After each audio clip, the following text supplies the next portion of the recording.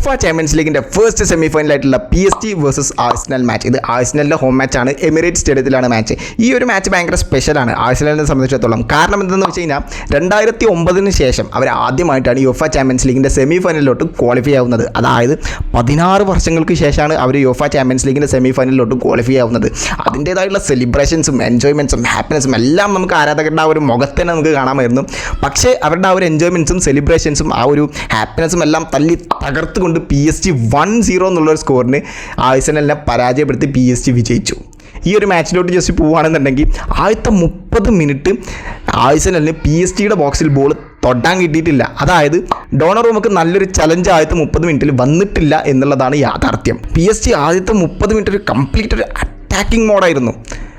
Luis എൻറിക്കെ നമുക്കറിയാം, ആ ഒരു സ്പാനിഷ് നാഷണൽ ടീമിനെ കോച്ച് ചെയ്ത സമയത്ത് ഒരു പാസിംഗ് ഫുട്ബോളാണ് പുറത്തെടുക്കാറുള്ളത്. ആ ഒരു പാസിംഗ് ടാക്ടിക്സാണ്, ഒരു ആഴത്തിൻ്റെ മുകളിൽ പാസ്സൊക്കെ ചെയ്ത് അങ്ങനെയാണ് അദ്ദേഹം പൊതുവെ ടാക്ടിക്സ് പുറത്തെടുക്കാറുള്ളത് ഈ ഒരു സ്പാനിഷ് നാഷണൽ ടീമിന് വന്നതിന് ശേഷം. പക്ഷേ ഈ ഒരു മാച്ചിൽ അദ്ദേഹം കുറച്ചും കൂടി വിങ്ങേഴ്സിന് കുറച്ചും കൂടി ഇമ്പോർട്ടൻസ് കൊടുത്തു. അതായത് ഡെസേരെ ദുവേ, ഉസ്മാൻ ഡെംബലെ, അതുപോലെ തന്നെ ക്വരറ്റ്സ്കേലിയ, ഇവർക്കൊക്കെ കുറച്ചും കൂടി ഇമ്പോർട്ടൻസ് കൊടുത്ത് ഒരു പാസിംഗ് വിത്ത് അറ്റാക്കിംഗ് അതായിരുന്നു അദ്ദേഹം ഉദ്ദേശിച്ചത്. ആ ഒരു സാധനം ടാക്ടിക്സ് ആ ഒരു ആദ്യത്തെ 30 മിനിറ്റ് നമുക്ക് ക്ലിയർ ആയിട്ട് ഗ്രൗണ്ടിൽ കാണാമായിരുന്നു എന്നുള്ളതാണ് യാഥാർത്ഥ്യം. ആദ്യത്തെ 30 മിനിറ്റ് തന്നെ PSG ഭയങ്കരമായിട്ട് അറ്റാക്കിംഗ് ആയിരുന്നു. അതിൻ്റെ ഒരു റിസൾട്ടായിട്ട് ഉസ്മാൻ ഡെംബലെ തുടങ്ങി വെച്ചൊരു അറ്റാക്ക്, ഉസ്മാൻ ഡെംബലെ നേരെ കൊണ്ടുവന്നു, അത് നേരെ ക്വരറ്റ്സ്കേലിയെ കൊടുത്തു. ക്വരറ്റ്സ്കേലിയെ ലെഫ്റ്റ് വിങ്ങിൽ കൂടെ ഇങ്ങനെ കൊണ്ടുവന്ന് നേരെ ഡെംബലേക്ക് തന്നെ തിരിച്ചു കൊടുത്തു. ഡെംബലെ ഒരു ഫസ്റ്റ് ടൈം ഷോട്ട് പോസ്റ്റ് മുതൽ നേരെ ഗോളിൻ്റെ ഉള്ളിലോട്ട് പോയി, അങ്ങനെ ഗോളായി.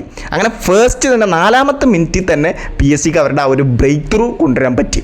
അതിനുശേഷം പിന്നെ PSG കുറേ അറ്റാക്ക് ചെയ്തു, പക്ഷേ അതൊന്നും കൺവേർട്ട് ചെയ്യാൻ പറ്റിയില്ല. 30 മിനിറ്റ് കഴിഞ്ഞതിന് ശേഷമാണെന്ന് തോന്നുന്നു ആഴ്സണലിൽ മനസ്സിലായത് ഇതൊരു യുഎഫ ചാമ്പ്യൻസ് ലീഗിൻ്റെ സെമി ഫൈനലാണ്, അവരുടെ ഹോം മാച്ചാണ്. കാരണം അതുവരെ വലിയ അറ്റാക്കുകളൊന്നും ഉണ്ടായിരുന്നില്ല. അതിനുശേഷം പിന്നെ അവർ അറ്റാക്ക് ചെയ്യാൻ തുടങ്ങി. ഗബ്രിയൽ മാർട്ടിനെല്ലിക്കൊക്കെ ഒരു ഫസ്റ്റ് ഹാഫിൽ നല്ലൊരു ചാൻസ് കിട്ടി, പക്ഷേ അതൊന്നും കൺവേർട്ട് ചെയ്യാൻ പറ്റില്ല. ഡൊണറൂമ അത് സേവ് ചെയ്തിട്ടുണ്ട്. ഡൊണറൂമയെ സംബന്ധിച്ചിടത്തോളം ഈ ഒരു മാച്ച് അദ്ദേഹത്തിന് ക്ലീൻ ഷീറ്റാണ്. 5 സേവ് അദ്ദേഹം നടത്തിയിട്ടുണ്ട്, 4 ഇൻസൈഡ് ദ ബോക്സ്, അതും വെരി ക്രൂഷ്യൽ സേവുകൾ അദ്ദേഹം നടത്തിയിട്ടുണ്ട്. സോ അങ്ങനെ ഈ ഒരു മാച്ചിൻ്റെ ഫസ്റ്റ് ഹാഫ് കഴിഞ്ഞ് സെക്കൻഡ് ഹാഫിലോട്ട് പോയി. സെക്കൻഡ് ഹാഫിൻ്റെ തുടക്കത്തിൽ തന്നെ മെറീനോ ഒരു ഗോൾ സ്കോർ ചെയ്തു, പക്ഷേ അത് വാറിൽ ചെക്ക് ചെയ്ത സമയത്ത് ആ ഒരു ഗോൾ ഡിസലോ ചെയ്തു. പിന്നെ അത് കഴിഞ്ഞ് ആഴ്സണൽ കുറേ അറ്റാക്ക് ചെയ്തു, പക്ഷേ അതൊന്നും കൺവേർട്ട് ചെയ്യാൻ പറ്റിയില്ല.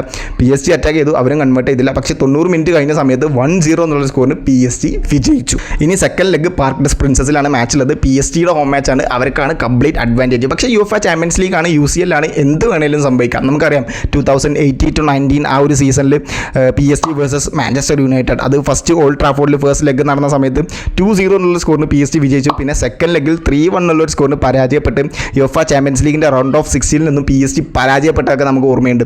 സോ എന്ത് വേണേലും സെക്കൻഡ് ലെഗിൽ എന്ത് വേണേലും നടക്കാം. നമുക്ക് നോക്കാം ആ ഒരു സെക്കൻഡ് ലെഗിൽ പാർക്ക് ഡെസ് പ്രിൻസസിൽ എന്താണ് നടക്കാൻ പോകുന്നത്, അതിൻ്റെ റിസൾട്ട് എന്തായിരിക്കും, ആരായിരിക്കും ഫൈനലിലോട്ട് ക്വാളിഫൈ ആവാൻ പോകുന്നത് എന്ന് നമുക്ക് നോക്കാം. So thank you so much.